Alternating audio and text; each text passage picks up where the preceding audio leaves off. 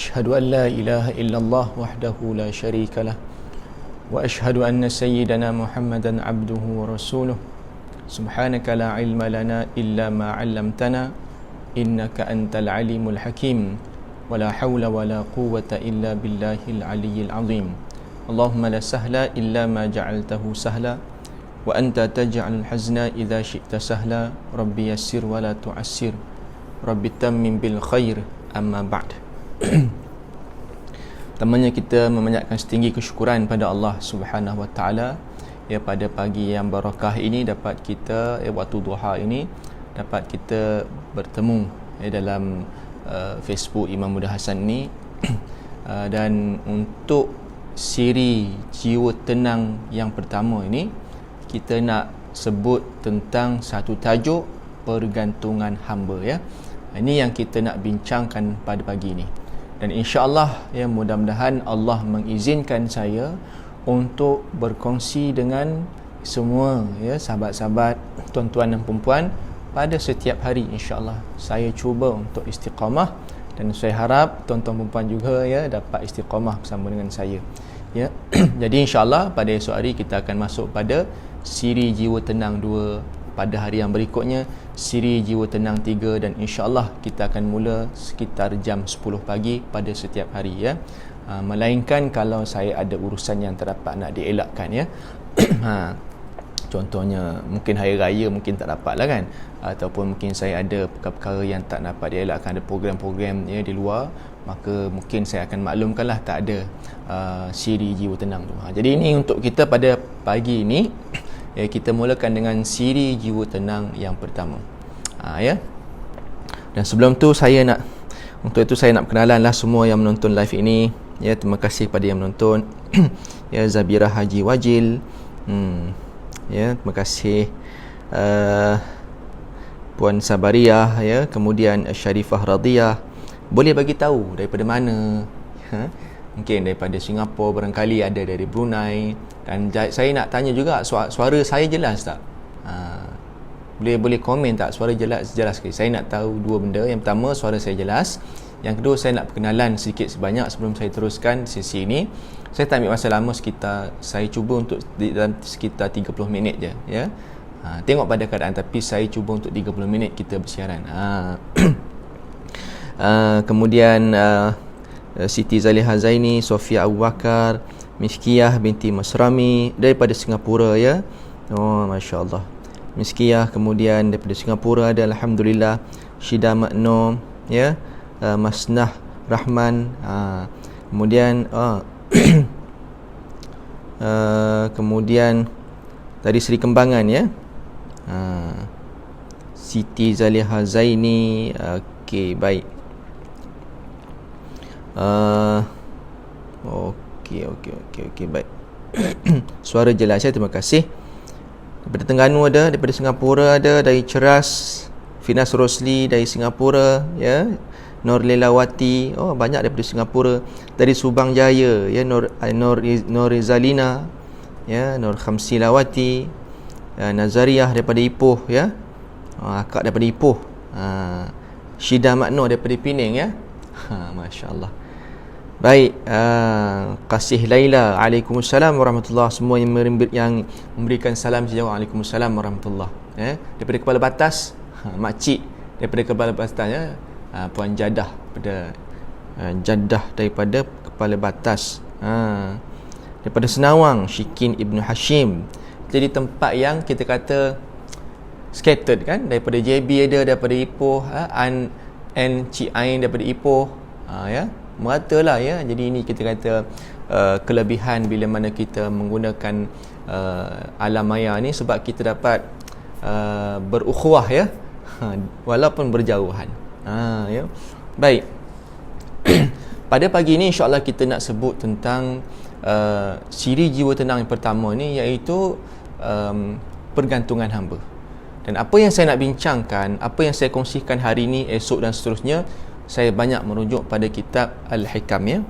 Kitab Al-Hikam yang dikarang oleh seorang ulama tasawuf namanya Syekh Ibnu Athaillah As-Sakandari.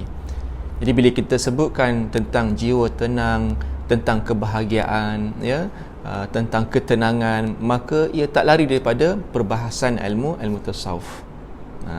Maka saya pilih kitab Ibnu Athaillah As-Sakandari ini untuk kita sama-sama kupas, untuk kita sama-sama renung, ya. Dan saya akan pilih sebab kata hikmah Ibnu Athaillah ni banyak, 200 lebih, ya. Kata-kata hikmah dia cukup luar biasa, ya, cukup luar biasa. Kitab ni disyarahkan di seluruh dunia Islam, ya. Para ulama mensyarah, mengkaji, dan juga syarahannya cukup banyak, ya. Berpuluh-puluh, ya, syarahan kitab Al-Hikam ni luar biasa. Jadi saya bukannya arif dan saya bukan pakar lah, ya. Cuma kita ambil, mungkin saya kongsikan hanya sekadar apa yang saya tahu, yang mana kita belajar pada guru-guru kami, dan kita kongsikan dengan tuan-tuan dan puan sekalian. Tujuan matlamat kita ialah satu je. Kita nak mengharapkan keridhaan Allah. Kita nak hidup sebagai hamba. Kita nak matlamat kita jelas sebagai hamba. Bila jelas matlamat kita hamba, hidup tenang. Kenapa hidup tak tenang? Sebab kita tak jelas matlamat kita. Kita tercari-cari, ya, kenapa aku hidup kat dunia ni? Kita mencari-cari, ya, kenapa aku dilahirkan di dunia ni? Maka sebab tu kita tak tenang hidup. Kita tak beroleh kebahagiaan. Bila kita mencari-cari tak jelas matlamat. Macam kita lah, ya, ramai pada Singapura kan. Saya nak pergi Singapura, saya jelas matlamat saya nak pergi Singapura. Maka saya start enjin, saya terus pergi ke Singapura. Walaupun saya berhenti di R&R, ya, berhenti 2-3 kali solat, berhenti makan, berhenti rehat sekejap, tapi matlamat saya tetap pergi ke Singapura. Dan saya terus perjalanan ke Singapura walaupun saya berhenti sekejap sini, tak apa. Sebab saya tahu destinasi akhir saya ialah Singapura. Maka saya akan sampai, jelas matlamat. Tapi kalau saya tak tahu nak pergi mana, saya start engine. Ya, saya start engine, saya berhenti ke R&R, aku tak tahu nak pergi mana ni. Berhenti jalan lagi, berhenti dekat Melaka pula, pusing-pusing Melaka jalan. Nak pergi mana ni sebenarnya? Jalan pula sampai ke mana? Sampai ke Batu Pahat, singgah pula makan, ya.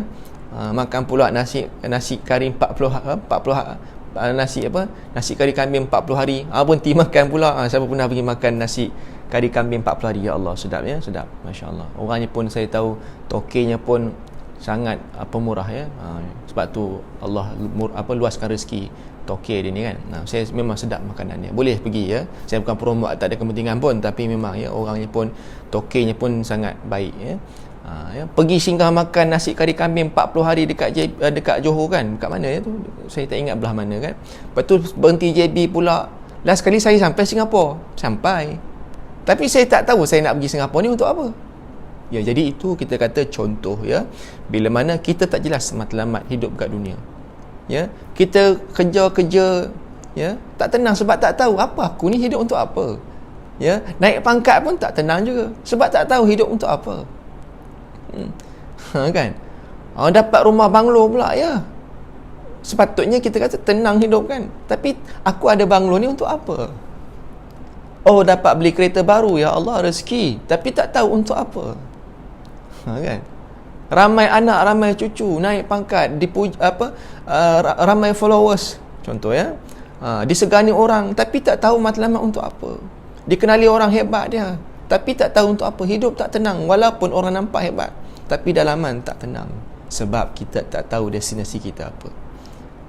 Jadi bila kita jelas matlamat kita, matlamat aku, destinasi aku ialah akhirat, yang mana akhirat ni ialah untuk aku bertemu dengan Allah Ta'ala. Maka bila jelas matlamat, kita berhenti kat mana pun tak apa, ya. Kita naik pangkat pun kita jelas matlamat kita apa. Allah bagi kita rezeki melimpah ruah, kita tahu matlamat kita apa. Kita beli kereta besar, kereta mewah pun kita tahu matlamat kita apa. Kita walaupun kita beli banglo, silakan, ya, sebab kita tahu matlamat kita apa. Maka kita akan tenang walaupun banyak destinasi kita berhenti, tapi kita tahu destinasi akhir kita ialah Allah Subhanahu Wa Taala. Maka itulah yang kita mengaji ilmu tasawuf ini, tujuannya begitu. Jelas matlamat kita, aku ni hamba, Tuhanku Allah. Kita buat tugas hamba, Allah buat tugas Allah Ta'ala, ya, tugas Allah. Kita jangan ambil alih tugas Allah. Kita jangan ambil alih kerja Allah. Banyak nak ambil alih kerja Allah Ta'ala. Sebab tu hidup tak tenang, kan. Nak ambil alih soal rezeki itu Allah Ta'ala punya. Kita nak ambil alih kerja Allah Ta'ala. Siapa kita? Jadi sebab tu makin kaya makin tak tenang, miskin pun tak tenang, kaya pun tak tenang. Sebab kita ambil alih kerja Allah Ta'ala. Kerja Allah Ta'ala, Allah pun kerja lah. Kita buat kerja kita, kerja hamba apa? Ya, ibadah. Ni ya, kita nak bincangkan pada pagi ni insyaAllah. Sekitar 15 minit lagi. Kita berhenti 10.30, kita berhenti insyaAllah. Baik. Terima kasih kepada yang menonton ya live ini. Yang saya tak sempat tegur tu minta maaf ya. Dari JB banyak lah ya, Puan Nazariah dan sebagainya. Baik, kita baca satu kata hikmah Syekh Ibnu Athaillah As-Sakandari rahmatullah alaih. Baik. Allahumma salli ala sayyidina Muhammad. Mudah-mudahan saya sendiri pun dapat manfaat, tuan-tuan pun dapat manfaat insya-Allah, mudah-mudahan ya. Boleh kongsi-kongsikan, share kepada kawan-kawan kita agar sama-sama dapat manfaat. Kita akan buat bersiri ya. Esok kita sambung siri 2, lusa kita sambung siri kedua, siri ketiga insya-Allah sekitar jam 10 pagi ya. Nama siri kita ni Siri Jiwa Tenang. Hari ni Siri Jiwa Tenang pertama, esok Siri Jiwa Tenang kedua. Baik. Kita tengok kata hikmah Ibnu Athaillah As-Sakandari rahimahullahu taala. Berkata Ibnu Athaillah As-Sakandari rahimahullahu taala, min alamatil i'timadi 'ala al-amal nuqsan ar-raja'i 'inda wujudiz zulal. Min alamatil i'timadi 'ala al-amal nuqsan ar-raja'i 'inda wujudiz zalali. Maknanya begini ya, saya bacakan terjemahan kemudian kita akan huraikan dalam untuk kita mudah faham. Saya cuba menghuraikan dengan kefahaman untuk kita mudah faham lah ya. Baik, saya baca terjemahannya dulu. Antara tanda seseorang bergantung kepada amal ialah dia kurang harapan kepada Allah ketika berlakunya kegelinciran dosa. Kalau baca sekali itu memang tak faham kita kan. Baik. Jadi maksudnya begini tuan-tuan sekalian ya. Saya cuba mudahkan ya. Sebab kata hikmah ni kalau kita baca memang saya sendiri pun kadang-kadang tak faham juga kan. Jadi kita akan melihat syarah-syarah para ulama. Baik, begini. Makna kata Ibnu Athaillah As-Sakandari rahimahullah taala ya. Baik. Kalau kita ni seorang hamba bergantung pada amalan kita, bermakna kita masih lagi samar-samar matlamat hidup. Ya. Kalau kita beramal ya, kita bergantung dengan amalan, itu satu kesalahan dan perlu diperbetulkan. Kita beramal kerana Allah Ta'ala, itu dia. Itu maksudnya begitu ya. Mudah kita fahamkan. Kita beramal bukan kerana kita beramal ni bukan bergantung pada siapa-siapa. Kita beramal kerana kita bergantung pada Allah. Kita beramal bukan kerana mengharapkan syurga ya, tetapi kita beramal kerana aku ini hamba. Salah tak kalau kita bergantung? Salah tak kita beramal untuk mengharap syurga? Tak salah ya, tak salah. Tapi kita cuba upgrade untuk satu level lagi. Aku beramal kerana mengharapkan redha Allah, bukan kerana syurga. Ya. Tapi salah tak kalau kita mengharap syurga? Tak salah. Tak salah. Ya. Yang salah tu kalau kita bergantung pada makhluk. Bergantung pada ni lah. Beramal kerana nak kerja, beramal sebab nak kaya, sedekah sebab nak kaya. Tu jaga-jaga tu. Sedekah kerana Allah tuan-tuan sekalian ya. Banyak orang silap benda ni. Sedekah kerana Allah, tapi asbab sedekah itu Allah meluaskan rezeki kita. Bukan sedekah sebab nak kaya. Itu. Solat kerana Allah, bukan solat sebab kita nak projek. Solat hajat ni, solat hajat sebab nak projek. Salah tu. Kena betulkan. Solat kerana Allah dan kita mohon, ya Allah, aku ada masuk tender ni, mudah-mudahan ya dengan rahmat-Mu kau izinkanlah untuk aku dapat tender ni. Itu tak apalah. Tapi kalau kita memang solat ni tujuannya sebab nak projek, seolah-olah kita telah menduakan Allah. Tu jaga-jaga tu. Maknanya kata Ibnu Athaillah As-Sakandari rahimahullah taala, kita ni beramal bukan kerana siapa-siapa, kita bergantung pada Allah. Kita beramal bukan kerana syurga, tapi kerana mengharapkan Allah. Tak wajib bagi Allah untuk memasukkan syurga orang yang soleh, tak wajib. Tapi kerana dia soleh, Allah masukkan syurga, mudah-mudahan. Sebab kita masuk syurga dengan rahmat Allah, bukan sebab amalan kita. Saya ulang lagi. Kita masuk syurga Allah dengan rahmat Allah, bukan dengan sebab amalan kita yang banyak. Tetapi amalan kita itu adalah prasyarat untuk Allah pandang kita. Itu kena jelas tu. Saya ulang lagi ya. Kita masuk syurga bukan kerana amalan kita, tapi kita masuk syurga kerana rahmat Allah. Macam mana nak dapat rahmat Allah? Dengan sebab amalan yang banyak. Maknanya perlulah solat, perlulah buat baik, perlu perkara itu. Tapi bukan itu syarat utama untuk masuk syurga. Cuma ia adalah sebagai orang kata apa, supaya Allah pandang kita, untuk Allah lihat kita, untuk Allah pilih kita. Bayangkan, hambanya banyak, ramai ni kan, jutaan, bilion hamba-hambanya Allah, sejak zaman Nabi Adam sampailah zaman kita ni, sampai akhir zaman, banyak. Maka macam mana caranya untuk kita nak bagi Allah nampak kita? Ya, maka dengan amalan tadi. Maka Allah pandang kita. Ya tuan-tuan yang dirahmati Allah sekalian. Macam inilah kita katakan, dalam pejabat kita ada staf yang ramai ya. Ratusan ataupun ribuan staf kita. Saya bos, saya ada ratusan staf. Saya tak dapat nak kenal satu seorang-seorang ya. Ini saya dalam perspektif manusia ya, bukan perspektif Allah Ta'ala, bukan. Ni saya contoh, saya manusia, saya bos, saya majikan dan saya ada ratusan pekerja, dan saya tak dapat nak kenal kesemuanya. Sebab saya pun jarang-jarang masuk office dan sebagainya, kena sibuk urusan luar. Sekali-sekala saya jumpa pun himpunan ramai-ramai, 1000 staff ni jumpa, nak kenal saya. Tapi yang kenal tu mesti staff saya kenal lah saya, sebab dia orang, saya duduk di atas pentas orang bercakap, dan saya duduk di atas, saya nampak ribuan orang bawah tu semua staff saya. Saya tak kenal lah semua. Cuma saya nampak secara rambangnya, ni semua staff aku ni. Jadi macam mana saya nak pilih di kalangan staff-staff saya untuk saya naikkan pangkat? Saya nak satu jawatan kosong, manager di company saya.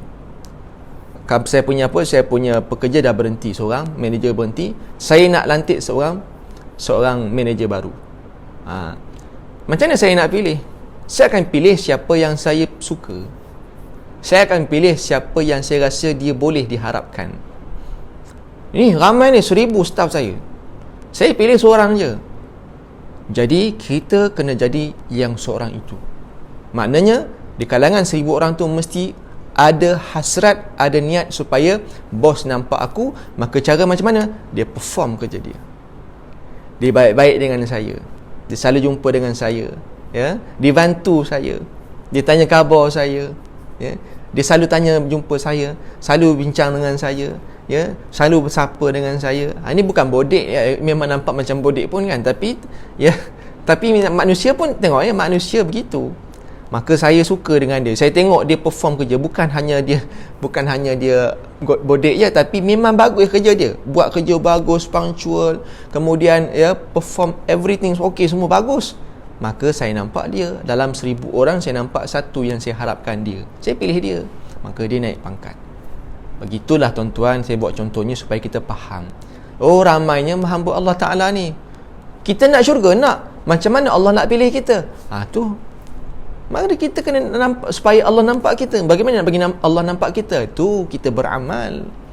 Kita baca Quran, kita solat, buat baik dan sebagainya. Maka insya-Allah kita akan dipilih oleh Allah Ta'ala. Maknanya di sini tuan-tuan dan puan-puan yang dirahmati Allah sekalian, faham dekat sini begini, kata Ibnu Athaillah tu benar sekali, tepat sekali. Kita bukan bergantung pada amalan, tapi kita bergantung pada Allah. Seorang hamba yang bergantung dengan amalannya, maksudnya dia masih duduk di level bawah. Saya pernah sebut sebelum ni kan, ibadah ni ada 3 jenis golongan manusia. Yang pertama, bila dia beribadah, contohnya seorang solat ni ada 3 jenis orang solat. Yang pertama, dia solat kerana terpaksa. Siapa ingat saya pernah cakap ni kan, orang yang solat kerana terpaksa itu namanya orang Islam. Terpaksa buat ya, bila terpaksa bukan daripada hati yang ikhlas, terpaksa buat ya. Kemudian ini orang Islam kebanyakannya. Saya dan kita semua yang menonton live ini, kita tak nak duduk level ini, sebab ni level low class, ya, saya gunakan bahasa begitu, level low class lah solat ni, sebab terpaksa, nothing, ya, tak ada nampak apa, tak nampak sinar cahaya. Paling tidak kita duduk pada level kedua, solat orang yang beriman. Solat orang yang beriman ni macam mana? Iaitu dia solat dengan sukarela, tak payah dipaksa, suka buat. Allahu Akbar, Allahu Akbar, dia suka pergi solat. Ini orang yang beriman. Mudah-mudahan kita duduk at least level ni.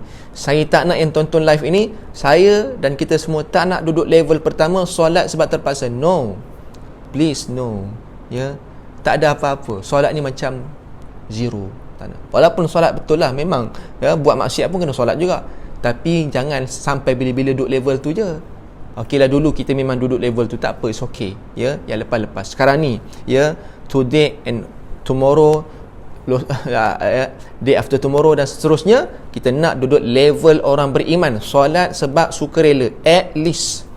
Tapi kalau boleh, mudah-mudahan siri jiwa tenang ini kita akan dapat level yang seterusnya, level orang yang bertakwa. Solat orang bertakwa, tuan-tuan sekalian, solat orang bertakwa ialah dia solat, dia perform solat sebab dia nak untuk mengucapkan syukur pada Allah. Bukan terpaksa, bukan sukarela, but kerana, ya, tetapi kerana apa? Kerana mengucapkan syukur pada Allah. Ini level yang dibuat level Rasulullah, ya. Dan kita sayang Rasulullah, kita nak duduk macam level Rasulullah, solat sebab syukur, bukan sebab terpaksa, bukan sukarela lagi dah, ya. At least sukarela, tak apa, it's okay. Tapi kita nak lagi satu level, solat sebab syukur. Kalau kita duduk level yang ketiga ni, tuan-tuan, hidup sangat tenang. Tenang sangat. Kita buat ni bukan kerana dunia. Kita buat bukan kerana nakkan pangkat. Kita buat bukan kerana nak kaya, tapi kita buat kerana cinta kita pada Allah. Ya, begitu. Tuan-tuan dan puan-puan yang dirahmati Allah Subhanahu Taala. Terima kasih kepada semua yang menonton live ini, ya. Siti Zaliha, amalan itu tiket untuk dapat rahmat Allah. Ya, betul ya Siti Zaliha. Ya, tiket amalan itu tiket untuk dapat rahmat Allah. Ya, exactly, tepat sekali. Terima kasih. Ya. Sofi Ali, Ustaz nanti tolong bagi lebih tips untuk jangan cepat down and sensitive and sedih. InsyaAllah kalau kita ikuti siri jiwa tenang ini, mudah-mudahan saya mengharapkan kita akan dapat menyelesaikan masalah ni. Saya tahu ramai orang nak PM saya, ramai orang duk mesej saya tentang isu ni. Sensitif, down, sedih, duka cita. Allah, banyak ujian kan. Memang saya tak nafikan, hidup memang untuk diuji. Hidup kita memang untuk diuji. Ujian tak akan berhenti melainkan kita mati. Itu je. Ujian kat dunia ni tak akan berhenti melainkan kita mati. Mati itulah memberhentikan segala ujian kat dunia ni. Tapi tak habis lagi, ada episod seterusnya, alam barzakh, alam akhirat. Dunia, stres, memang tuan-tuan tak habis, ya. Kalau kita fokus pada masalah, yes. Sebab tu saya selalu sebut, ujian itu bukan masalah, ujian itu peluang. Sebab itu kenapa kita stres, kenapa kita sedih, duka cita, down, sebab kita nampak ujian itu masalah. Ya, memang kita akan down. Ujian masalah. Banyak hutang, ya, masalah. Tapi kalau kita nampak ujian itu satu peluang, yes, kita akan tenang. Ya, kita akan tenang. Ujian itu adalah satu peluang. Contoh COVID-19. Kalau kita nampak itu masalah, memang stres lah. Buang kerja, ya, tak ada income. Bukan kata orang lain, saya pun sama. Semua orang diuji, tak boleh lari. Kan? COVID-19 kalau kita nampak PKP tu, ya, masalah, memang kita akan down. Habislah aku tak ada kerja ni, macam mana bayar rumah sebagainya.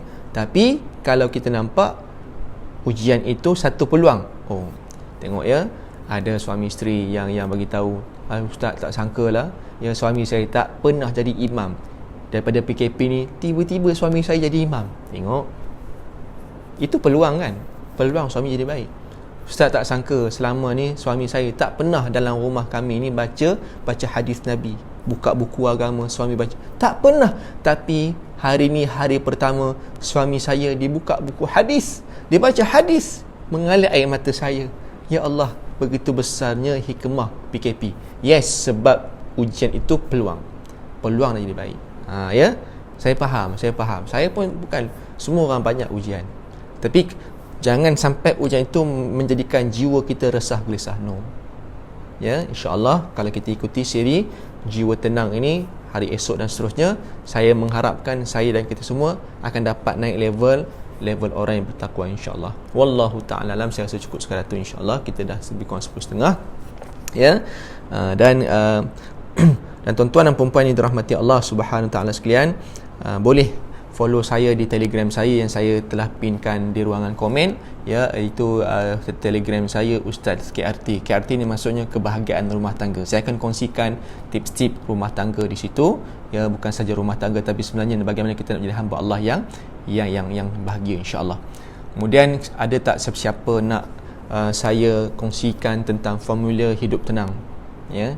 Kalau nak saya kongsikan, nak lebih mengetahui dengan lebih mendalam, boleh tekan Google Form, link yang saya bagi tu. Kalau siapa yang dah isi Google Form tu, terima kasih banyak-banyak. InsyaAllah saya akan sampai satu masa nanti kami akan follow up lah. Kalau saya nak tengok jugalah, ya, berapa ramai yang berminat untuk saya kongsikan tentang formula hidup tenang ni. Kalau ramai, insyaAllah kita akan proceed.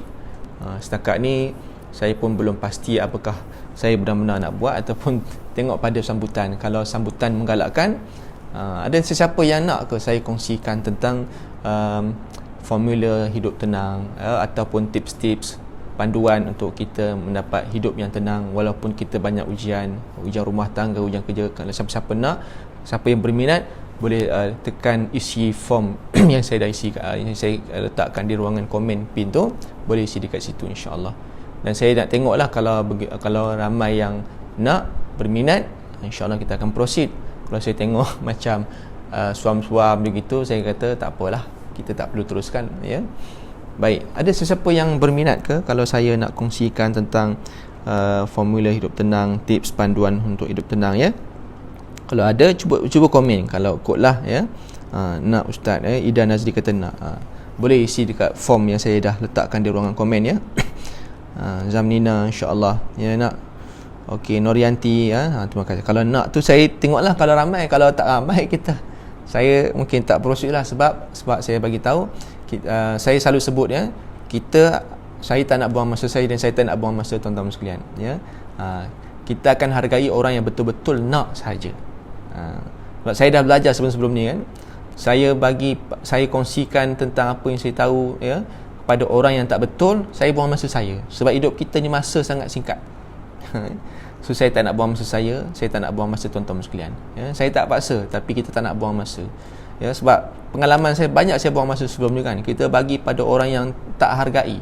Bukan kita ni kena saya tak ada ilmu, semua daripada Allah, ya. Saya tak ada ilmu apa pun, tapi kita nak, ya, sebab apa kita kongsi tapi tak ada apa-apa pun, kan. Maksudnya rugilah. Saya buang masa saya, masa dia pun buang juga. Jadi kita hargai masa, sebab masa kita dah akhir zaman, tuan-tuan sekalian. Dah akhir zaman dah.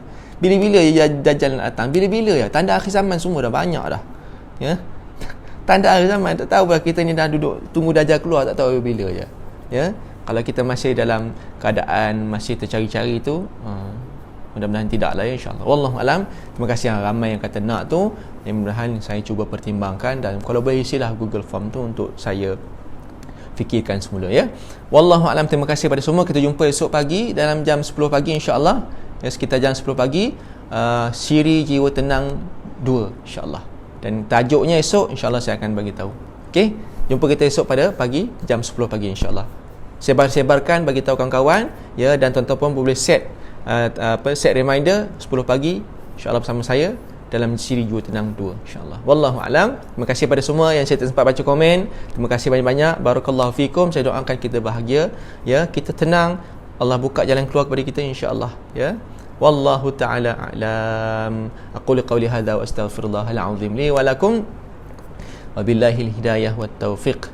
Wassalamualaikum warahmatullahi wabarakatuh.